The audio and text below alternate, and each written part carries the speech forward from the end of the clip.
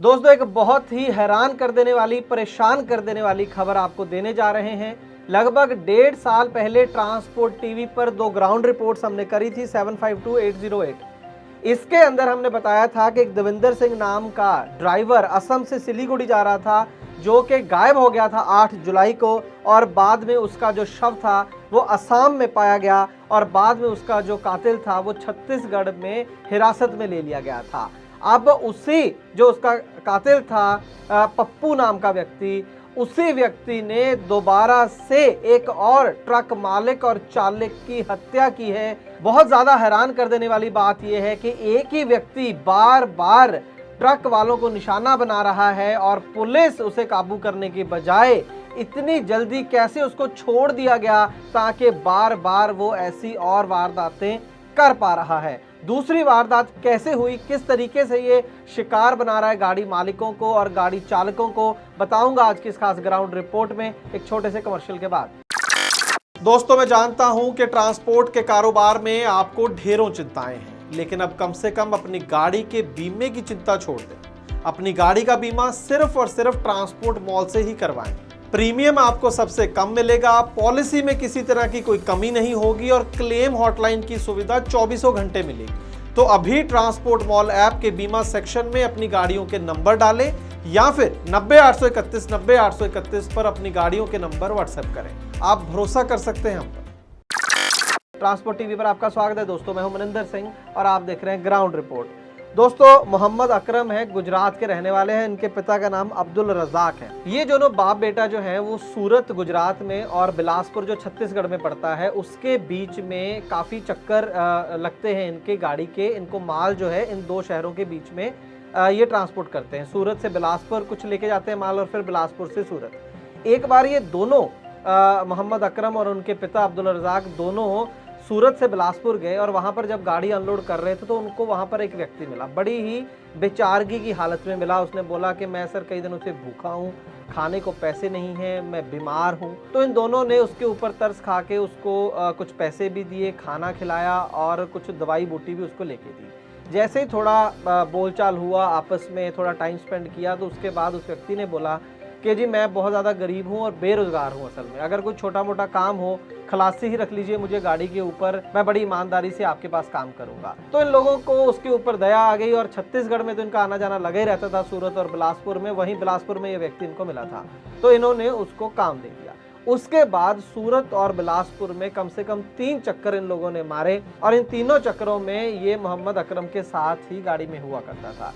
एक बार जब चौथे चक्कर के लिए गाड़ी बिलासपुर पहुंची और बिलासपुर से फ़ोन आया मोहम्मद अकरम का अपने पिता अब्दुल रज़ाक को, उस दिन वो साथ में नहीं थे पिताजी इनके, तो उनको फ़ोन आया रात को कि हम कल चलेंगे सूरत के लिए, आज रात अभी माल अनलोड हुआ है और कल हम चलेंगे, रात को कुछ नहीं कर रहे हैं। और सडनली रात को उनको एक मैसेज आता है फास्टैग का, टोल कटा है किसी जगह पर।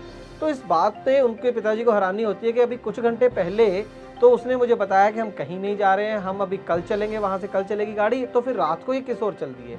जैसे मैसेज आया इनको शक हुआ, फ़ोन किया तो फ़ोन स्विच ऑफ, तो एकदम से घबराहट हो गई। वहीं से इन्होंने अपनी गाड़ी उठाई, 1-2 लोग साथ में लिए और उसी टोल प्लाज़ा की ओर चल दिए। इतनी देर में किसी और टोल प्लाज़ा से मैसेज आ गया, तो इसी तरीके से टोल प्लाज़ा से दूसरे टोल प्लाज़ा उस गाड़ी का ये पीछा करते रहे, ताकि पता चल सके कि उनके बेटे का क्या हुआ, वो कहाँ पर है, क्या वो गाड़ी के अंदर है, वो गाड़ी चला रहा है, फिर फ़ोन स्विच ऑफ क्यों है, और अगर फ़ोन स्विच ऑफ वो गाड़ी में नहीं है तो गाड़ी कौन चला रहा है, कौन गाड़ी ले गया।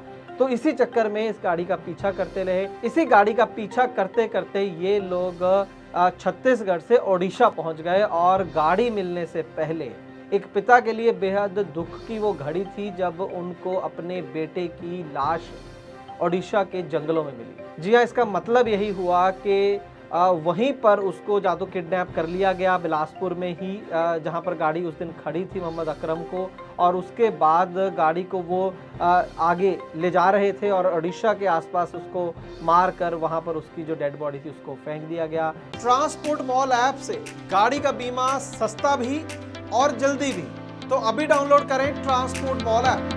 तो अब्दुल रज़ाक जी के लिए वो हर रोज़ अपनी गाड़ियों में लोड उठाते थे और दूसरी जगह छोड़ते थे, लेकिन उनको ये जो लोड उठाना पड़ा अपने कंधों के ऊपर, जिसे दुनिया का सबसे बड़ा लोड या बोझ कहा जाता है, अपने बेटे की लाश का बोझ, वो उन्हें उठाना पड़ा।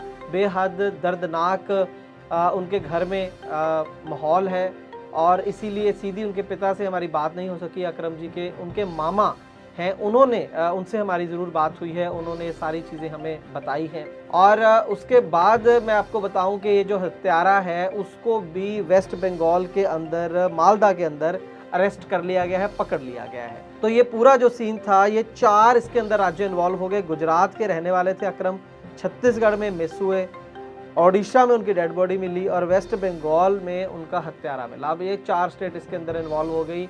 ऐसे केसों की गुत्थियां सुलझानी बेहद मुश्किल हो जाती हैं जहां पर इतनी सारी स्टेट्स जो है वो इन्वॉल्व हो जाती हैं।